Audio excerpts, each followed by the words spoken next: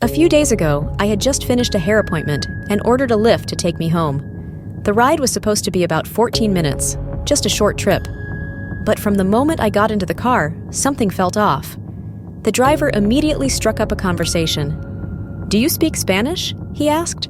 I responded, "Un poco," thinking it was just small talk, nothing too unusual. But the conversation kept going.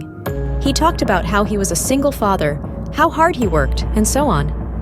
I tried to keep it friendly. After all, it's only 14 minutes, right? No harm in being polite. But then, 10 minutes into the ride, things took a weird turn. Out of nowhere, he asked me if I would talk to him for a few minutes.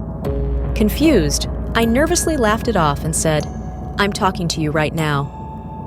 This is when it escalates to him doing something I wasn't prepared for. He pulled the car over and started turning off the app. My heart began to race, my mind trying to make sense of what was happening. He opened my door and told me to move to the front seat. I froze. This is where I should have run or screamed or something. But I didn't. Instead, I meekly followed his lead and sat in the front seat, even though I recognized the neighborhood. We were near my house, but my body just shut down, completely. From that point on, I started dissociating.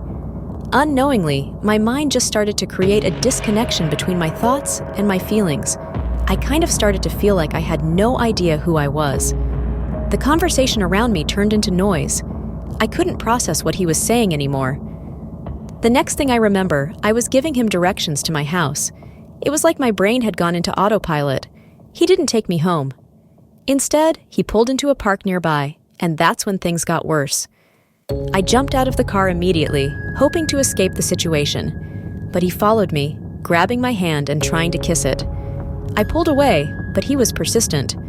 I could feel my body slipping further into fawn mode, where I just wanted to appease him to make it stop.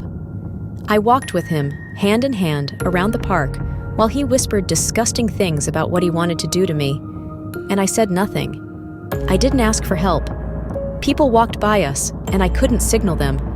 I felt like a prisoner in my own body. I was stuck like this for about 20 minutes, just waiting for it to end. Finally, my phone vibrated. It snapped me out of my daze for a moment. I looked over at him, and he was waving his phone, calling me. I don't even remember giving him my number.